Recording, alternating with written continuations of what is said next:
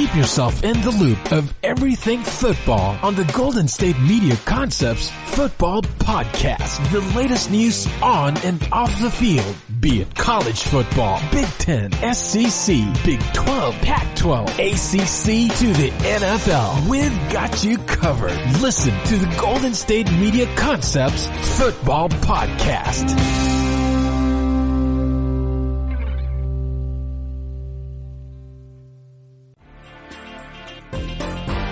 All right. Thank you for tuning in to the GSMC Football Podcast. I am your host, Tate. And today, we got a lot of things to cover.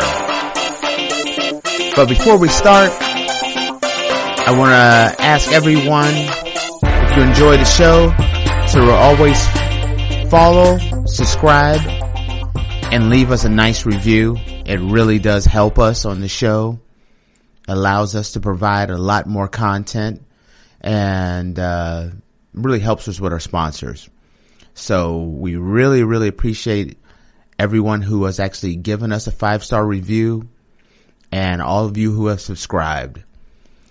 And speaking of not getting a 5-star review, we're going to start off by talking about the fact that Jay Gruden. That'd be a heck of a story if John Gruden got fired. About Jay Gruden getting fired from the Washington Redskins, which happened on Monday. And to be quite honest, this was no surprise to anyone.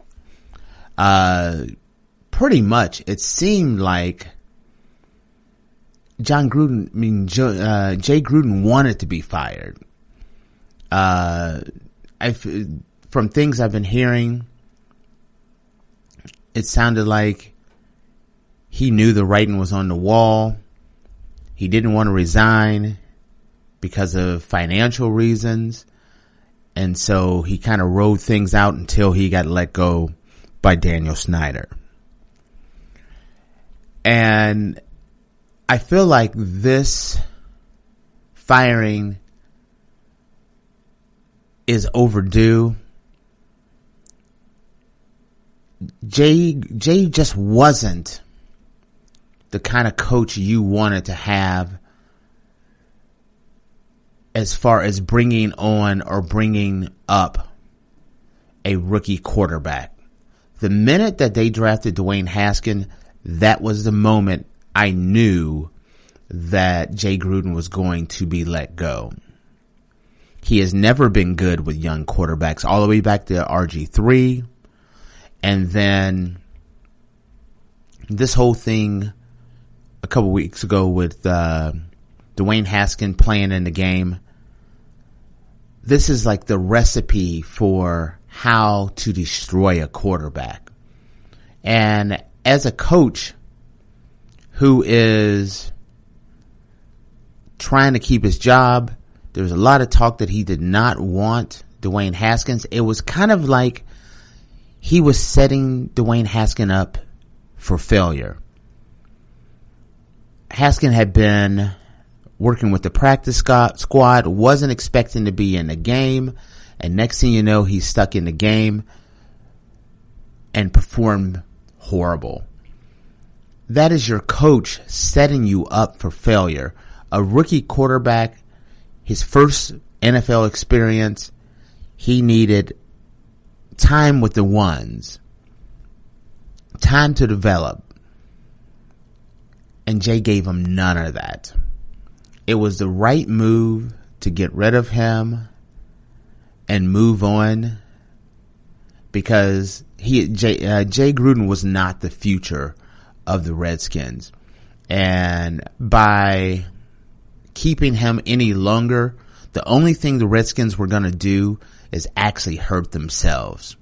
It's kind of like when you're working at a job and you have a friend who just doesn't care anymore. The work level just kind of slides. It kind of felt like that. Jay was ready to go. At least I feel that way. That's my speculation, That's not me saying that Jay said he was ready to go. It's just my take on it. Now, the Redskins, with Bill Callahan, is now the new coach. And right out the gate, a couple of things that Callahan did that I kind of liked. And just thinking about some of the things that he's put in play. The first thing was he came out right out the gate and said that Case Keenum is going to be the starting quarterback. The second thing he did was he cut the music off at practice and started really focusing on discipline, making sure that mistakes are not being made. He brought in referees to referee the practices to make sure players are on their game and not committing silly mistakes. Because if you're making those silly mistakes in practice, you're going to make those silly mistakes in the game. And so I really like that move. The whole turning the music off things and working on conditioning. This is something that would happen normally in training camp. But when you're the Redskins and you're not doing well, you're going to a new coach, it's important to kind of establish who you are and what kind of club you're gonna be. And I think this was a great way to do that. Go back to the basics. Forget about the first start of this season and how horrible it was, and start working on developing your young quarterback of the future, making sure that, hey, we may not be the most talented team, but we can actually be in shape and not make mistakes. And I think those are all very smart moves that I think Callahan is doing here. Now, speaking of smart moves and not making the right moves, I feel like Freddie Kitchens, coach of the Cleveland Browns, could actually take a page out of Bill Callahan's playbook. The Cleveland Browns, an incredibly talented team that everyone was looking at as a definite playoff contender, maybe an AFC championship run, Super Bowl run. And this team has been nothing but disappointing. When you look at the beatdown that they received from the 49ers, 31-3, you look around and you say, Baker Mayfield just doesn't look good. And when I look at that and I look at how Baker Mayfield is playing, I look at how many penalties that the Cleveland Browns are committing. These are all things that I put on Freddie Kitchens' lap. It is the head coach's job to get the young quarterback ready to be the starter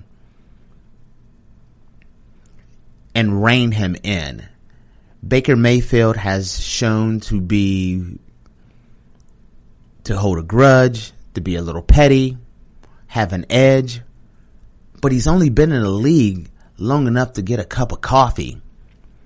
You need, for a team like this, with all the different personalities and with all the young talent, I feel like the Browns should have went with a more experienced coach that was willing to instill some discipline, because the Browns are not playing discipline. Just by being one of the most penalized teams in the league, looking at discipline is making the right read if you're Baker Mayfield, not throwing 18 interceptions since you become a starter. Since Freddie Kitchens has been running the team with Baker Mayfield, 18 interceptions by Baker Mayfield, add on another 10 fumbles. That is poor decision making by the quarterback, which means poor preparation, and then not protecting the ball.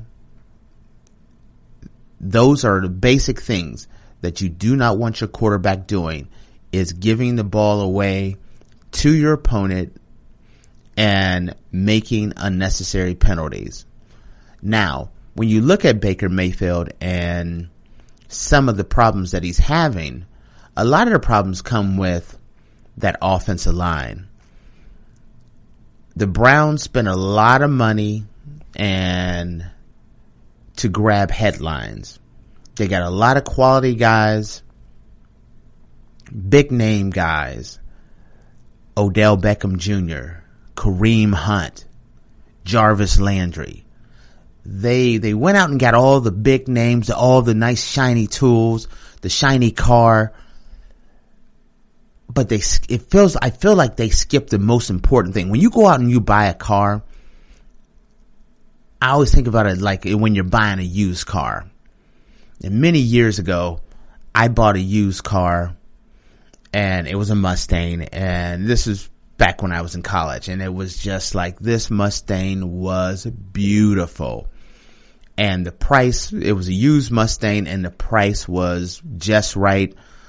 I was fresh out of college, didn't have a lot of money, but the fact that I could get a Mustang at a price that I could afford, that was a no-brainer to me. And I went out and I spent all my money that I had saved up on this Mustang, and I drove that thing for about a couple of weeks before the engine started smoking. Turned out that engine the engine was shot. It had thrown a rod. It just didn't run right. I'd already spent all my money on the car. I took it into the shop, and the repairs was more money than I had. And I kind of learned a valuable lesson. The car still looked amazing, but it couldn't do anything. And that car literally sat in my parents' driveway for like 2 years. And then eventually I sold that car. Well, that's kind of like the Browns. The Browns have this shiny car. That's Odell Beckham Jr., Jarvis Landry, Kareem Hunt, Nick Chubbs. They got it all. It looks beautiful. But they never checked the engine. They never checked under the engine. And that engine, what makes a quarterback, what makes a running back, what makes a wide receiver is having an offensive line. An offensive line that can make Kareem Hunt and Nick Chubbs, and even though I do know that Kareem Hunt's not playing right now, he's suspended, but to make it so that these guys can run the ball and move the ball and get those tough yards and get those goal line situations and turn them into points instead of field goals.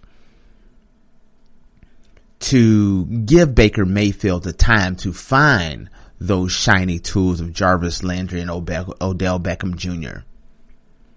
Give him lanes so that he's short, to give him time to get around and be able to see downfield. The Browns did not spend the money on the most valuable part of the game. When you're building a team, the first thing I like to do, if I'm looking at a team and I'm saying, how do you build a team? You go out and you get your quarterback. They have that, Baker Mayfield.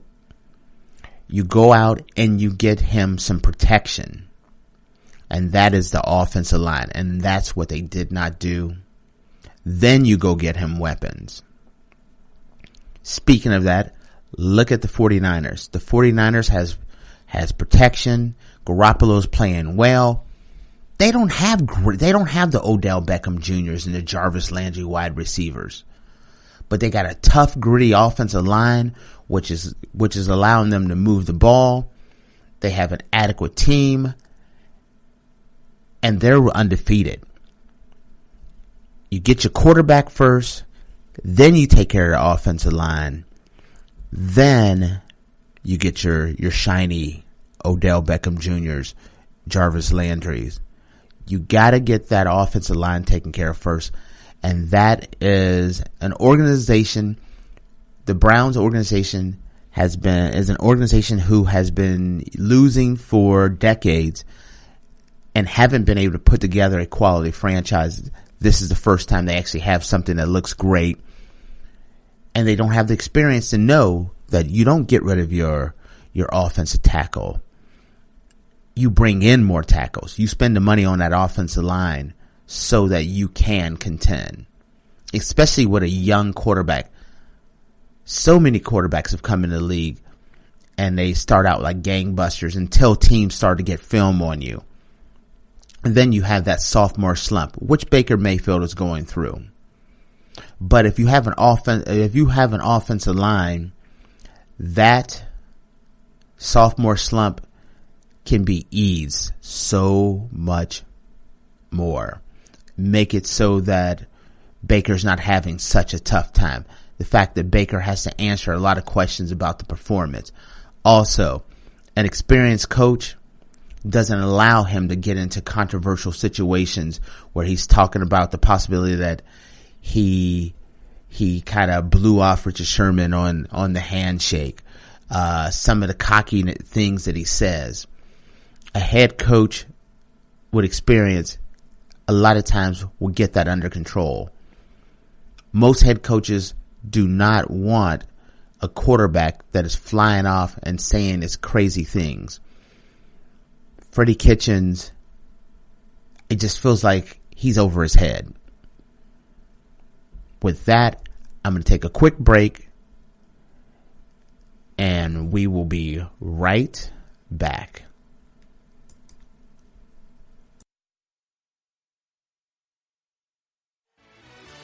Are you looking for help for your fantasy football team? Check out the GSMC Fantasy Football Podcast. Get today's best advice on who to start, who to sit, even who you should draft. From sleeper picks to red hot lineups, they got it all covered for you. That's GSMCpodcast.com/fantasy-football-podcast. We'll cover traditional leagues, dynasty, PPR, even IDP leagues. When you need fantasy help, there's just one show to hit up. Don't forget to like them on Facebook and follow them on Twitter. Visit GSMCpodcast.com for more info.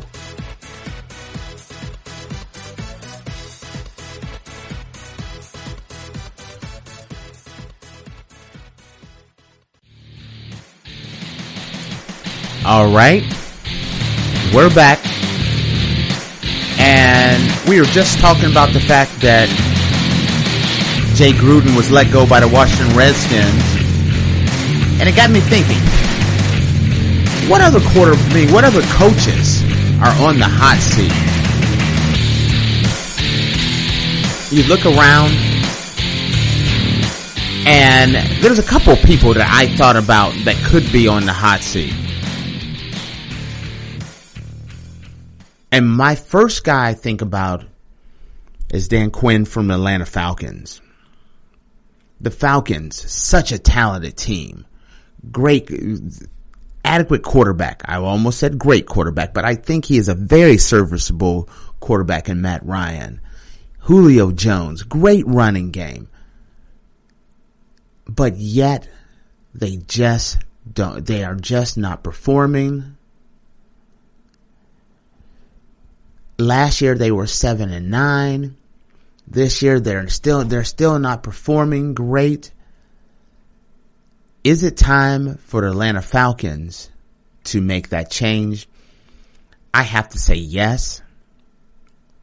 I say that the Falcons, at the end of this year, the Falcons will be looking at a new head coach.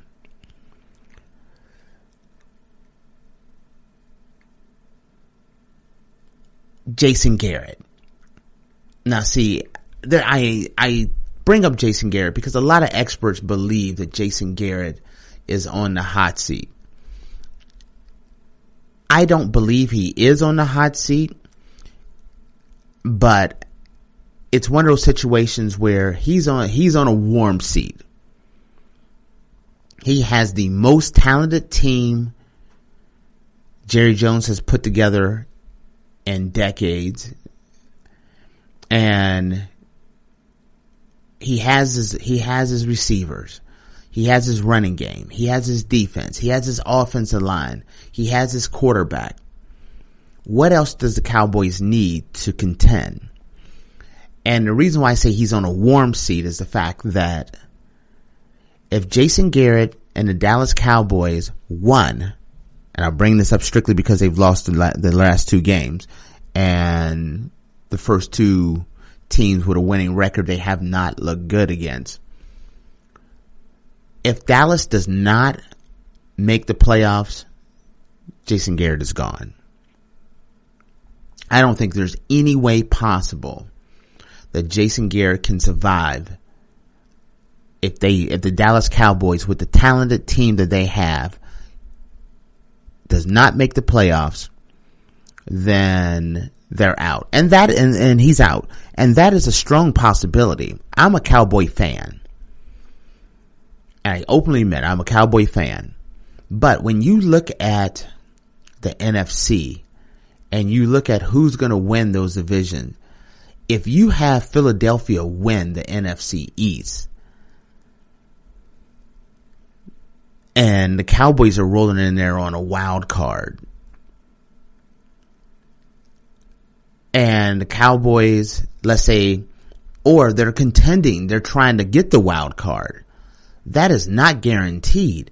The Rams are looking good. The 49ers are looking good. The Bears are looking good. Minnesota, Detroit.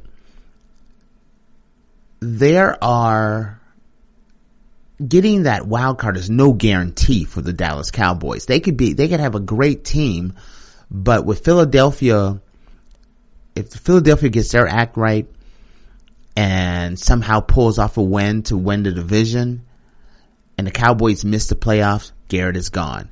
Cowboys get the wild card, goes into the wild card game, and the Cowboys lose, Garrett will get fired.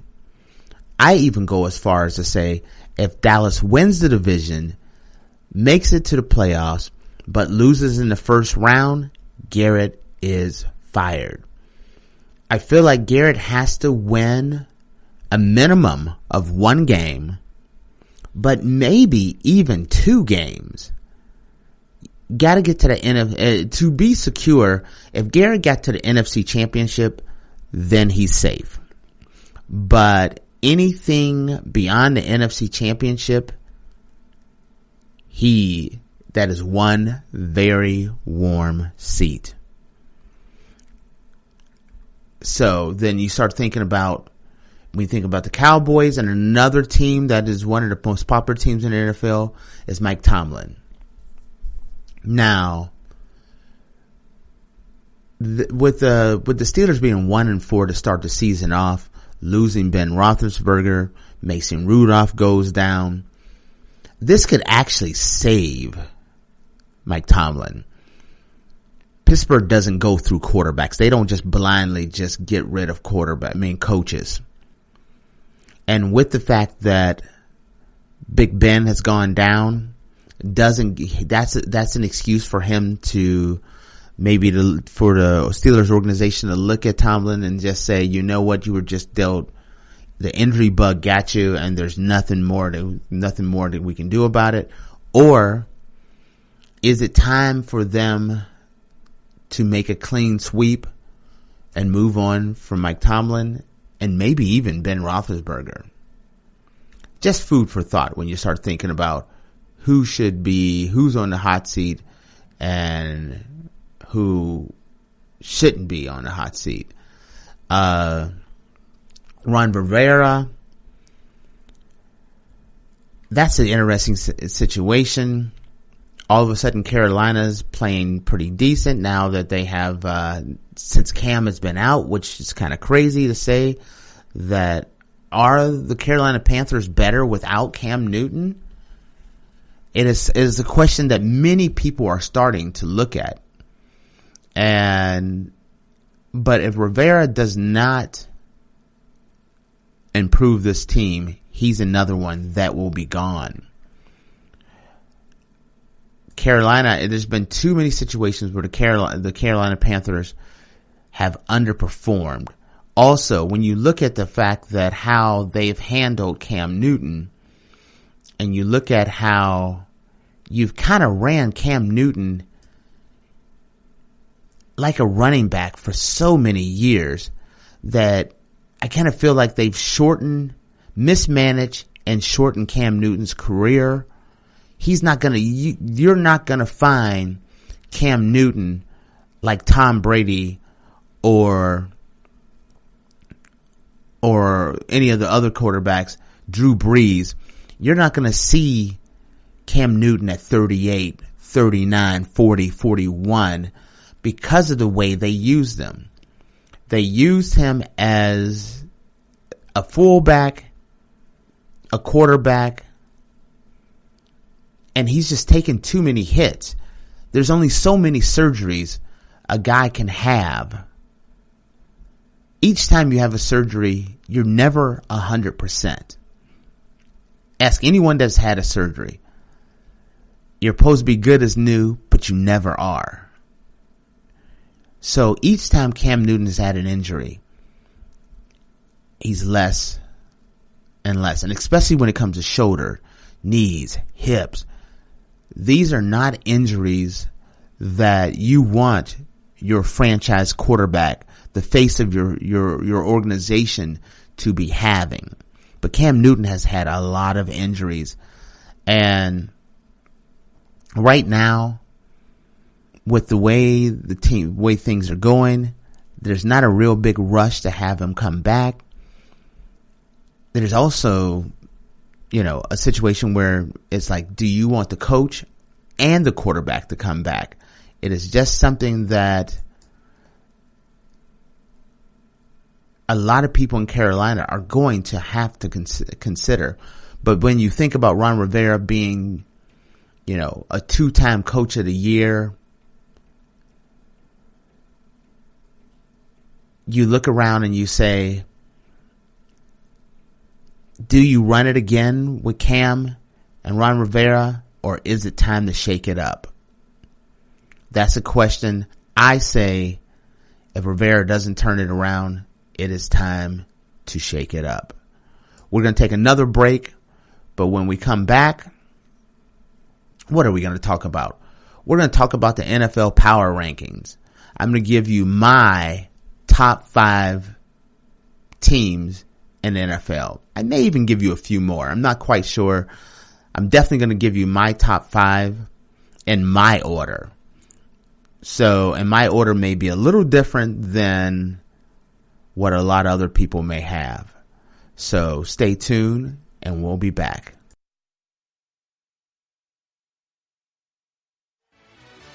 Check out the show that's built on the MMA. From the UFC to Extreme Cage Fighting, they got the fights covered. Check out the GSMC MMA podcast. Get the latest news on past or upcoming fights. Join us as we talk to and about some of the biggest names in the MMA, past, present, and future. When it's the fight game, there's just one show to check out. GSMCpodcast.com/MMA-podcast. Don't forget to like them on Facebook and follow them on Twitter. Visit GSMCpodcast.com for more info.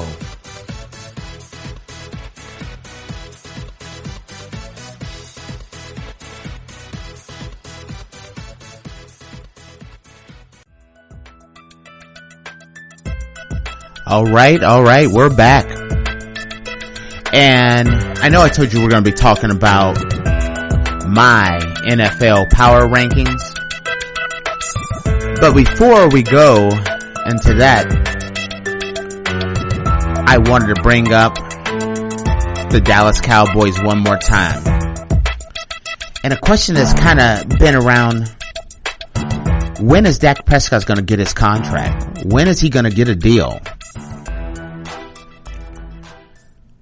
At the beginning of the year, Dak started off 3-0, and everyone was like, is Dak going to be going to get $40 million or $35 million? Now he's lost a couple games, and now people are talking about, is Dak even worth the contract? Is it better to go with, instead of giving Dak 30, 35, the Cowboys need to go and give 15 to someone like Teddy Bridgewater or someone along those lines and let Dak move on. And all this is speculation. In my opinion, Dak Prescott is the right person for the Dallas Cowboys. There's a lot of pressure to be the Dallas Cowboys starting quarterback, and Dak handles it well. Unlike when I think about Baker Mayfield, who can get a little snippy at press conferences, say a lot of the wrong things. Dak is that quarterback that always, no matter what the situation is, Ezekiel Elliott did this, Dez Bryant did this, said this, Dez Bryant's no longer with the team. He always knows how to say the right thing and do the right thing, and that is very valuable.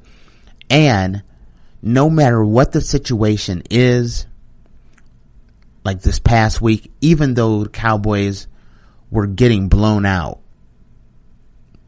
Dak was able to stay composed and battle back to a point where the Cowboys had a chance to actually get back in this game against the Green Bay Packers. He has proven to be the guy that can fight through adversity, say the right things. The team believes in him. He's going to get his contract. I personally think it's going to happen right around week 8, right around the bye week. I think that's when things shut down. There won't be a lot of, let's say, distraction for the team.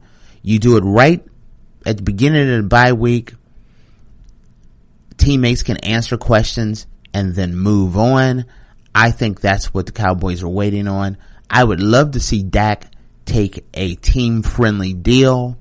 And the reason why I think Dak should take a team-friendly deal is it is crucial for Dak's future that the Cowboys keep Amari Cooper. You can't keep paying everybody. You can't pay all your offensive linemen, all your defensive players, all your running back, your quarterback, Amari Cooper. There's not enough money in the salary cap to sign everybody unless Dak takes a team-friendly deal. And so I would really like to see him take a more of a team-friendly deal, like a 30. I'm not saying like a crazy team-friendly deal, but right around $30 million. I don't want to see him taking a $40 million hit to the salary cap. I think that's just a little much. And so I think the Cowboys and Dak, if they could get to about a $30 million, I think that would be a very acceptable deal. And now, speaking of the Cowboys, I do not have them in my top 5 teams in the power rating. So we're going to hit the power ratings, and I'm going to tell you who I have in mine. And mine may be a little different than everyone else. But my number 5 team is the San Francisco 49ers. The 49ers, 4-0. Very few people actually had them at 4-0 at this point. I saw people at the beginning of the year that had the 49ers finishing in 3rd place in its division, which could still happen. I mean, I've even seen a couple places where the 49ers could have been at the bottom of the division. A lot of people were looking at the 49ers as 8-8, 9-7. And the fact that they started off 4-0 and just a just a tough nosed team. What they did to the Cleveland Browns was impressive. Offensively, defensively, this is a unit that can contend. They're already 4-0. When you look at the fact that there's only 12 more games left for them, that means even if they go 6-6, they're 10-6 on the season. And that may be good enough to make the playoffs just on 6-6. They go 7-5 down the stretch, they are 100% making the playoffs. So when you start out like that, the ability to make the playoffs have just become exponentially positive on their side. And that's why I have them as my number 5 team. My number 4 team is actually the Seattle Seahawks. The Seattle Seahawks, well coached. Russell Wilson is playing out of his mind. The only guy that has more touchdowns than Patrick Mahomes. He's actually running at an MVP caliber level. And when you look at them and the way they're playing, Pete Carroll has them contending. That is my number 4 team in the NFL. Now, that means that the team that I left out of the top 5, I left the Green Bay Packers out. And the reason why I left Green Bay out of my top 5, I left Dallas out of my top 5. Can't lose 2 in a row and think that you can put them in. The Rams already have 2 losses. I couldn't put them in. Philadelphia had fallen short. So right now, like I said, my top 5, I have San Francisco, Seattle. I'm going to shock you with my next team. That is the New Orleans Saints. A lot of people may think New Orleans should be higher. I got them as my number 2 team. Number 3 team, Teddy Bridgewater is playing out of his mind. He's playing great. He's the perfect substitute quarterback. And they've proven that they can play the tough, gritty, grimy game like they did with the Cowboys. They can light it up. They're 4-1, and that's without Drew Brees. You can take your time and bring Drew Brees back, and down the stretch, bringing back a fresh, healthy Drew Brees makes them a serious Super Bowl contender. My number 2 team is Kansas City. The fact that Kansas City is banged up and they're still playing fantastic. Patrick Mahomes got a little beat up. They had their first loss. But Kansas City will be getting healthier. They have to work on protecting Patrick Mahomes. That is the key. They got to do something about the defense. They would be my number 1 team if they could figure out a way to get Jalen Ramsey to come there or to do something. But without the only major move that they can do on the defensive side of the ball is to give away the farm and get a Jalen Ramsey. But because of that, I have them as my number 2 team. And then shouldn't be a shock, the New England Patriots. I'm not impressed with their receiving core. I'm not really impressed with their running backs. I'm not really impressed with Tom Brady. I'm not impressed with their offensive line. But what I am impressed with is that defense, that coach, and the fact that they are 5-0. Buffalo is going to give them a run in that division for a hot second. But that division always belongs to the New England Patriots. The Jets are not ready. The Dolphins are a joke. And they're already at 5-0. How can you not keep them as my top 5 teams, as the number 1 team in as far as power rankings go? Because if you got one game to prepare for, you take Tom Brady, Bill Belichick, and they can scheme. Even though they may not have the most talented on the field, they have proven year after year after year.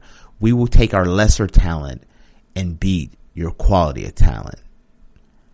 With that concludes my power rankings and this episode of the GSMC Football Podcast.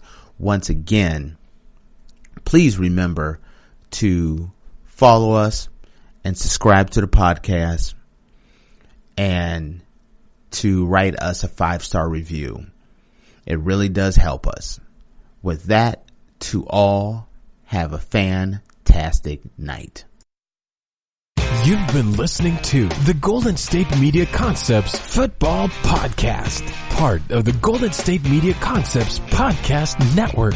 You can find this show and others like it at www.gsmcpodcast.com. Download our podcast on iTunes, Stitcher, SoundCloud, and Google Play. Just type in GSMC to find all the shows from the Golden State Media Concepts Podcast Network, from movies to music, from sports to entertainment, and even weird news. You can also follow us on Twitter and on Facebook. Thank you, and we hope you have enjoyed today's program.